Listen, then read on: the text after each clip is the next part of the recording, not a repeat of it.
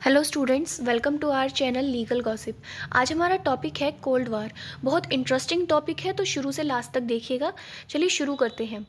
Cold war जो term थी उसको सबसे पहले बर्नार्ड बरूच ने यूज़ किया, लेकिन इसको प्रोफेसर लिपमैन ने पॉपुलराइज़ किया। जैसे हमारा वर्ल्ड वॉर सेकेंड खत्म होता है तभी हमारा कोल्ड वार स्टार्ट हो जाता है। तो चलिए एक बार हम ब्रीफ ले लेते हैं कि वर्ल्ड वॉर सेकेंड पर क्या सिनेरियो था।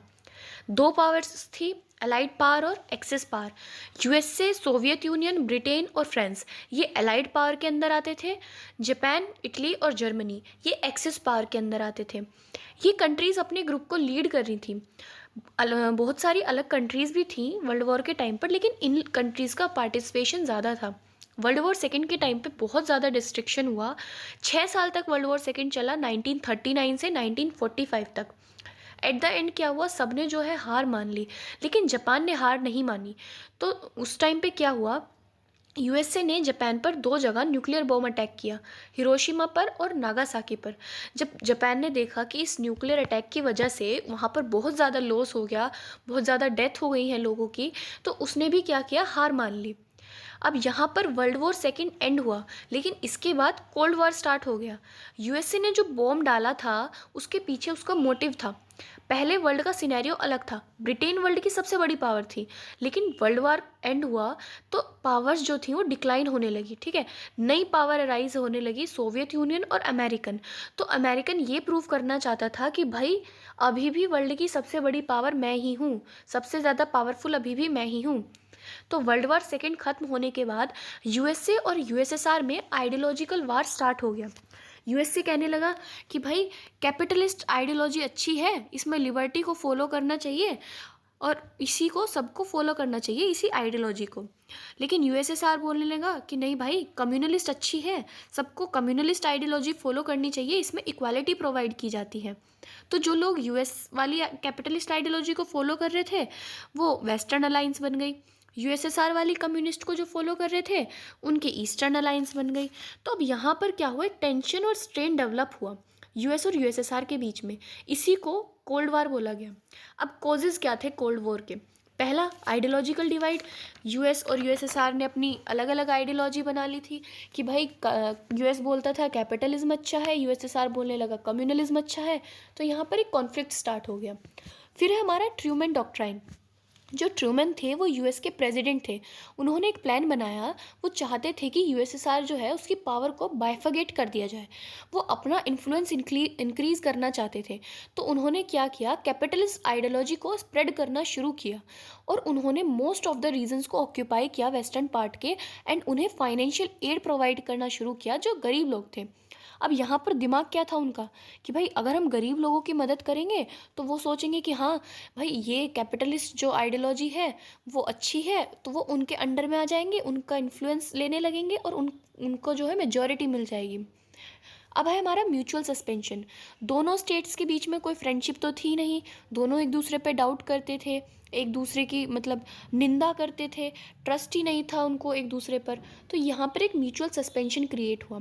अब हमारा है मार्शल प्लान। मार्शल ने एक प्लान बनाया कि हम ज़्यादा से ज़्यादा यूरोपियन को इकोनॉमिक एड प्रोवाइड करेंगे, जिसकी वजह से अमेरिकन का इन्फ्लुएंस जो है वो मतलब अमेरिकन इन्फ्लुएंस के अंडर आ जाएंगे। तो एक अटेम्प्ट था बहुत ज़्यादा यूरोपियन स्टेट्स को जीतने का और उन्हें कम्युनलिज्म आइडियोलॉजी से दूर रखने का। फिर नेक्स्ट है हमारा अलायंस बिल्डिंग। अलायंस जैसे कि हम सबको पता है कि 2 या 3 कंट्री मिलकर एक अलायंस बनाते हैं, एक साथ एकजुट होते हैं और एग्रीमेंट करते हैं कि भाई अगर हमें किसी पर अटैक करना होगा तो हम साथ में करेंगे, हम पर कोई अटैक करेगा तो हम साथ में उससे बचाव लेंगे, है ना। अब यहाँ पे क्या हुआ, 1949 में यूएसए ने अपनी अलायंस बनाई NATO, North Atlantic Treaty organisation.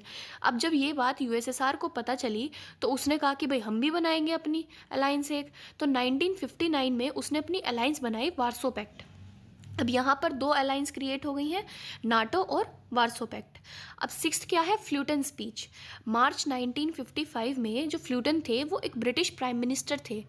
जो उन्होंने क्या किया, वो रशियन आइडियोलॉजी कम्युनलिज्म आइडियोलॉजी के अगेंस्ट थे।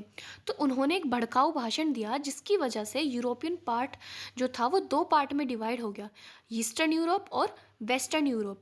ये अभी हमने 6 रीजंस पढ़े हैं जिसकी वजह से हमारा कोल्ड वार जो था हुआ। अब हम देखते हैं ओरिजिन क्या है कोल्ड वॉर के। पहला हमारा प्रिपरेटरी स्टेज, दोनों यूएस और यूएसएसआर के बीच में म्यूचुअल फियर और डिस्ट्रैक्शन था, आइडियोलॉजिकल कन्फ्लिक्ट था, और भाई ऊपर से फ्लूटन ने अपना भड़काऊ भाषण भी दे दिया। अब सोवियत एक्सपेंशन का भी लोगों के अंदर डर आने लगा, है ना। अब सेकेंड पॉइंट है इसमें first round of cold war. Germany को सेंटर बना दिया गया कोल्ड वार का, कोरियन क्राइसिस आ गए, और इसके बाद क्या हुआ फिर, बर्लिन इशू आ गया कोल्ड वॉर का, कम्युनिस्ट चाइना अराइज होने लगा, पीस ट्रीटी जो थी वो इशू होने लगी जापान के साथ। फिर थर्ड है हमारा second round of cold war, सीटो जो था वो और वार्सो पैक्ट, ये दो हमारे वो बन गए। सीटो क्या है हमारा, South East Asia treaty organization. ये जो साइड में दो पिक्चर लगाई है, पहली वाली जो है वो सीटो का सिंबल है, दूसरी वाली वार्सो पैक्ट का। एज सच इंपॉर्टेंट नहीं है बट फिर भी आपको पता होना चाहिए। फिर न्यूक्लियर आर्म रेस होने लगी कि किसके पास ज़्यादा न्यूक्लियर पावर है, किसके पास कम न्यूक्लियर पावर है। सिविल वॉर होने लगा इंडो चाइना में, हंगेरियन क्राइसिस आ गए, स्यूज़ क्राइसिस आ गए। फिर जो हमारा पेरिस समिट था वो फेल होने लगा। बहुत सारे ऐसे मतलब रीजंस जो अराइज होने, इसमें मतलब ऐसा सच इंपॉर्टेंट नहीं है कि आप सबको लिखना है इसके अंदर, अगर आप पॉइंट भी लिखेंगे तब भी आपका जो आंसर है वो पूरा हो जाएगा। फिर लास्ट है हमारा कोल्ड वॉर, इंडो पाक वॉर स्टार्ट हुआ 1965 में, फिर 1967 में अरब इसराइल वार होने लगा। फिर टेंशन क्रिएट होने लगी तो लोगों का ध्यान गया डिटेंट की तरफ। अब डिटेंट क्या है, डिटेंट जो है एक टर्म है जिसका मतलब है रिलैक्सेशन ऑफ स्ट्रेन रिलेशंस और टेंशन, मतलब जो भी उस टाइम पर तनाव चल रहा था अब उससे रिलैक्सेशन कैसे लिया जाए। जो टर्म जो है मोस्ट ऑफन रेफ़र की जाती है एक ऐसा पीरियड या फिर ऐसे टाइम में जहाँ पर लोग जो है वो जियोपॉलिटिकल टेंशन को ख़त्म करना चाहते हैं। 1967 से 79 तक जो टाइम पीरियड था हम उसको डिटेंट टाइम पीरियड बोलते हैं, ठीक है। अब 1969 में यूएस के प्रेसिडेंट रिचर्ड ने एक स्टेटमेंट दी that we are entering an era of negotiation, right. उनका मानना था कि वर्ल्ड वॉर और कोल्ड वॉर की वजह से भाई ऑलरेडी इतना ज़्यादा डिस्ट्रैक्शन हो चुका है, इतना ज़्यादा लॉस हो चुका है कि अब इससे ज़्यादा लॉस जो है हम सहन नहीं कर पाएंगे। अभी मैंने एक पिक्चर ऐड की है यहाँ पर, ये ऐसे मैंने सिर्फ दिखाने के लिए की है कि भाई दोनों साइड से गोला बारूदी और मतलब एक दूसरे पर वो वेपन्स डाल रहे थे, ठीक है। अब अमेरिका अपने मिलिट्री पर्सनल को खो चुका था, अब वो चाहते थे कि इस चीज़ का एंड हो। 1972 में ये जो हमारे प्रेसिडेंट रिचर्ड थे ये मॉस्को गए और वहाँ इन्होंने इन रिलेशन को इम्प्रूव करने की स्टार्टिंग की।